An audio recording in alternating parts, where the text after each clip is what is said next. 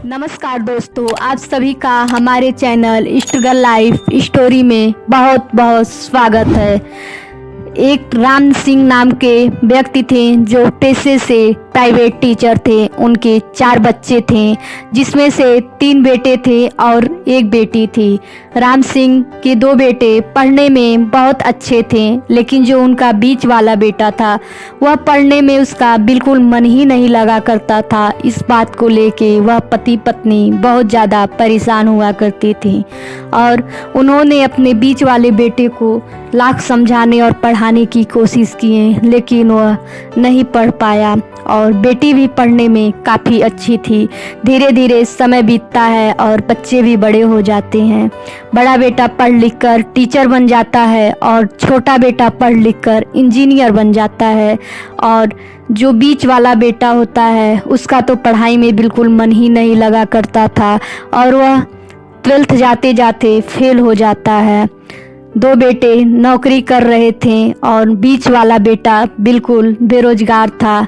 धीरे धीरे राम सिंह ने अपने तीनों बेटों की शादी कर दिए।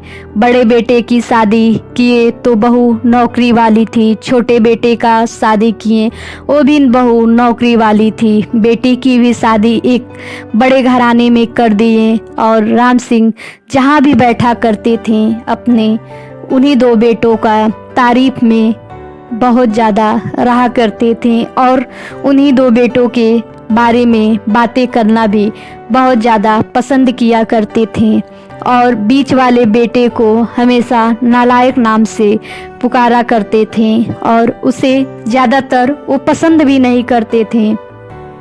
इसी तरह धीरे धीरे समय बीतता जाता है और तीनों बेटे अपने अपने घर गृहस्थी में व्यस्त हो जाते हैं। जो 2 बेटे होते हैं वह नौकरी के साथ अपनी अपनी पत्नियों के साथ अलग जगह रहा करते थे और जो बीच वाला बेटा था राम सिंह बोले, तुम बेरोजगार हो, इतनी महंगाई में शहर में तो तुम रह नहीं पाओगे, जाओ गांव पे खेती कराओ और वहीं पे रहो। बीच वाला बेटा गांव पे चला गया अपने परिवार के साथ। गांव पे खेती भी कराता था, जो अनाज हुआ करता था अपने दोनों भाइयों को भी देता था और माता पिता को भी शहर में लाके पहुंचा दिया करता था। ऐसे धीरे धीरे समय बीतता गया। पति पत्नी शहर में रह रहे थे। एक दिन राम सिंह की पत्नी छत से कपड़ा डालकर नीचे उतर ही रही थी कि सीढ़ियों से पैर फिसल गया और वह गिर गईं। राम सिंह अपनी पत्नी को लेके हॉस्पिटल गए और अपने बड़े बेटे के पास फ़ोन किए, बेटा तुम्हारी माँ सीढ़ियों से गिर गई है और उसे आओ यहाँ पे सेवा करना है। तो बेटा बोला, पिताजी मेरे ससुराल में शादी है और शादी 5-6 दिन में बीत जाएगी तो मैं आ जाऊँगा। आप किसी से पैसे ले लीजिए और माँ को अच्छे से दवा कराइएगा। पैसे का दिक्कत बिल्कुल ना होने दीजिएगा, हम पैसा दे देंगे, अभी शादी तो बीत जाने दीजिए।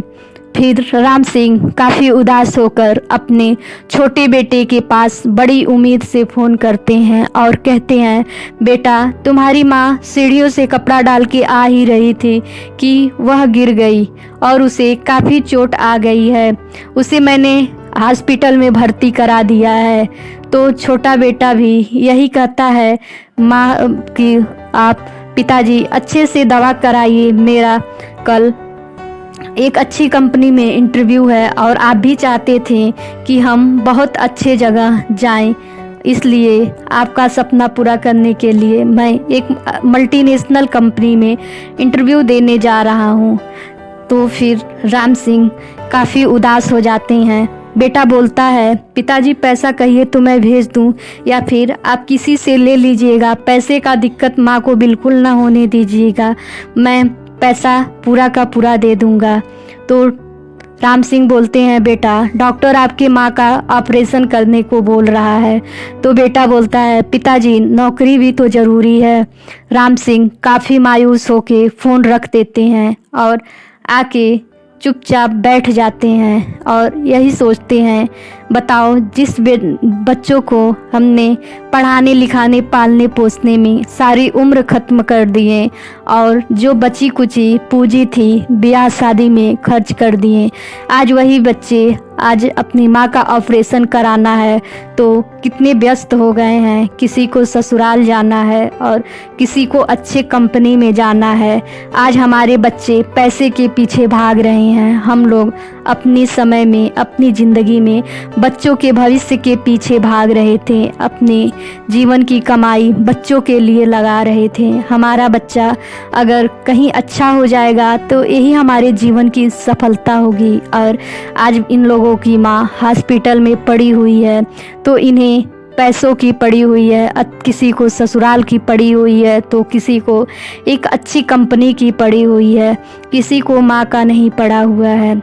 दो बेटे जो पैसा कमा रहे थे उनसे हमें कितनी उम्मीद थी, आज माँ बिस्तर पे पड़ी है तो उनसे भी सारी उम्मीदें टूट गई। वो अपने बुढ़ापे को मन ही मन कोसे जा रहे थे और यही सोचते हैं बीच वाला बेटा जो अपने लिए ही पैसे के लिए मोहताज है और नालायक भी है, उससे मेरे फ़ोन करने से क्या फ़ायदा। और उनके आंखों से सोचते सोचते आंसू निकल जाता है। तभी पीछे से आवाज़ आता है, पापा। राम सिंह देखते हैं और काफ़ी गुस्से से बोलते हैं, अब तुम क्या देखने आए हो, माँ मर गई या फिर जिंदा है। तो बीच वाला बेटा बोलता है, नहीं पापा, मैंने जब अनाज लेके आया तो मुझे पता चला माँ गिर गई है सीढ़ियों से और मैं भगे भगे हॉस्पिटल आया, आपने मुझे क्यों नहीं बताया। राम सिंह गुस्से में बोले, कहाँ से लाता इतना पैसा, तू तो नालायक है, तुझे मैंने लाख पढ़ाने लिखाने की कोशिश की, तू तो पढ़ा लिखा भी नहीं है, कहाँ से लाएगा पैसा, जो पढ़ा लिखा है वो तो इतना ज़्यादा व्यस्त है। तो बेटा कुछ बोलता नहीं है और जाता है, माँ का ऑपरेशन कराता है, माँ का पूरे मन से 15 से 20 दिन तक सेवा भी करता है। माँ ठीक हो जाती है और 21वें दिन बिना बताए बेटा वहाँ से निकल आता है। उसके बाद राम सिंह जब बेटे को नहीं देखते हैं तो काफ़ी गुस्साते हैं, कहते हैं देखो बिना बताए ही चला गया। और जब धीरे धीरे राम सिंह की पत्नी भी ठीक हो जाती है तो कहती हैं, देखिए वो दोनों बेटे काफ़ी अच्छे थे लेकिन उनके पास समय नहीं था, वो मेरा बेटा बेरोजगार था, चलिए देखते हैं क्यों चला गया और उससे बातें भी करेंगे, बेटे बहू गांव पे हैं, थोड़ा घूम भी लिया जाएगा। राम सिंह भी जाते हैं और जाते हैं तो पहले अपने खेत को देखते हैं कि कोई दूसरा आदमी उस खेत में ट्रैक्टर चलवा रहा था। तो राम सिंह बोलते हैं, इस खेत में तुम क्या कर रहे हो, यह खेत तो मेरा है। तो वह आदमी बोलता है, नहीं नहीं यह खेत अब मेरा है। तो राम सिंह कहते हैं क्यों। तो बोलता है, यह खेत कुछ दिन पहले आपका बेटा हमें बेच दिया। राम सिंह बोलते हैं क्यों। तो वो बोलते हैं कि उसके माँ का काफ़ी तबीयत खराब था और उसे ऑपरेशन के लिए पैसे चाहिए था, इसलिए वह बेच दिया है। आते हैं राम सिंह काफ़ी मायूस होके और अपने बेटे से पूछते हैं तो बेटा बोलता है, पिताजी खेत किस लिए था, मैं खेत मेहनत मजदूरी करके थोड़ा तो ले लूँगा, जीवन यापन करने के लिए खरीद के भी खा लिया जाएगा, लेकिन माँ का जीवन सबसे पहले था। राम सिंह उसकी बातें सुनकर काफ़ी उदास हो जाते हैं और यही सोच रहे थे, जिस बेटे को मैं काफ़ी नालायक समझ रहा था, आज वही बेटा खेत बेच के हमारे लिए कितना कुछ किया। दोस्तों कभी कभी समाज में माता पिता भी कहीं ना कहीं कभी कभी गलतियां कर देते हैं और सबसे ज़्यादा तो हम बच्चे ही गलतियां कर देते हैं।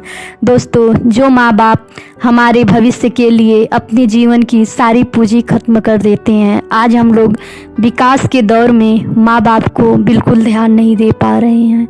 हम लोग तो 4 बहन भाई हुआ करते थे, माँ बाप का कोई ना कोई कर दिया करता था, लेकिन आज के समय में हम लोगों का तो एक से 2 बच्चे होते हैं, हम लोगों का कौन करेगा। इसलिए दोस्तों कम से कम हम लोग अपने माँ बाप को थोड़ा तो समय दें। पैसा रहना ना रहना वो एक अलग बात है दोस्तों, मानते हैं पैसा है तो कुछ नहीं है, नहीं है तो बहुत है। दोस्तों नमस्कार। हमसे कहानी सुनाने में जो भी जाने अनजाने गलती हुई होगी उसे नज़रअंदाज कीजिएगा और क्षमा कीजिएगा। नमस्कार दोस्तों।